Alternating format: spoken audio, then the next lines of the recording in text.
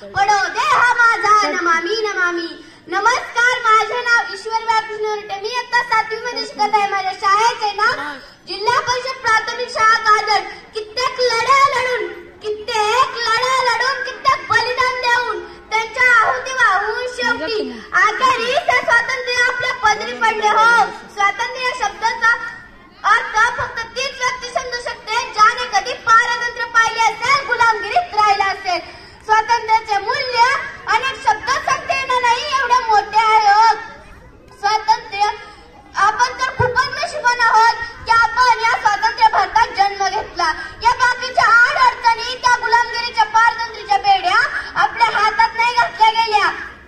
मित्रांनो, भारत, हिंदुस्थान, इंडिया ही नाव फक्त तोंडावर जरी आली ना तर असं रक्त सळसळायला लागतं. आपली मान अभिमानाने उंचावते. जेव्हा तो तिरंगा आपल्या समोर फडकत असतो ना, तेव्हा आपल्या मनातील, आपल्या देशातील प्रत्येकाच्या मनातील ती भावना, तो आदर्श पाहण्यासारखाच असतो. किसी ने खूब कहा है कि हम अपनी जान के दुश्मन को भी अपनी जान कहते हैं, कि हम अपनी जान के दुश्मन को भी अपनी जान कहते हैं. मोहब्बत की इसी मिट्टी को हिंदुस्तान कहते हैं. मोहब्बत की इसी मिट्टी को हिंदुस्तान कहते हैं. और ऐसा एक ही देश है जिसमें मेहमानों को भी भगवान कहते हैं. आपल्या भारताला ना सोन्याची चिडिया म्हणतात. का बरं?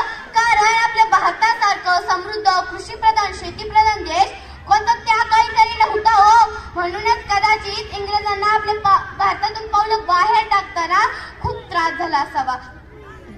1857 ला सुरू झालेला संग्राम, स्वातंत्र्य यज्ञ शेवटी 15 ऑगस्ट 1947 रोजी शांत झालं.